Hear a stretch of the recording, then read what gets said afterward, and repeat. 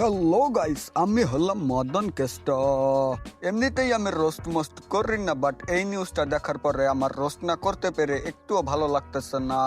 যদি বলেন নিউজটা কি, তাহলে বলবো ভুয়া। দেশে এত ধরনের নিউজ থাকতে আর টিভিকে কেন ভুয়া নিউজ করতে হলো, এটাই আমার মাথায় আসতেছে না। আর নিউজটা যেহেতু আমার বাড়ির পাশের, সেহেতু আমি রোস্ট না করে থাকতেই পারতেছি না। আগে নিউজটা দেখে এরা আমাদের মারিছে, আমাদের চুল ধরে টাইনে আমাকে এরকম মাইছে, মানে বেটারা মারিছে তো। এখন আমার কথা হলো যে একটা মহিলাকে যদি কেউ মারতে যায় তাহলে তো বিনা কারণ ছাড়া কাউকে মারে না। আর ওইখানে যে মারামারি হয়েছে এটা ওনারা ছাড়া আর কোনো গ্রামের লোকই জানে না। কি বিষয়টা ইন্টারেস্টিং না? তবে চলুন ওই কেলাচোদা ভাইটার কথা শুনে আসি।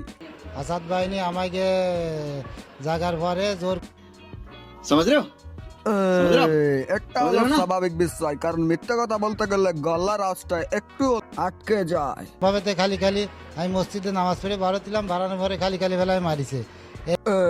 এইটাই হলো আসল বিষয়। একটা ফেরেশতাকে তো আর মসজিদ থেকে বের হওয়ার সময় কেউ মারে না, তাহলে কত বড় মাদারবোর্ড হইলে তাকে মারে।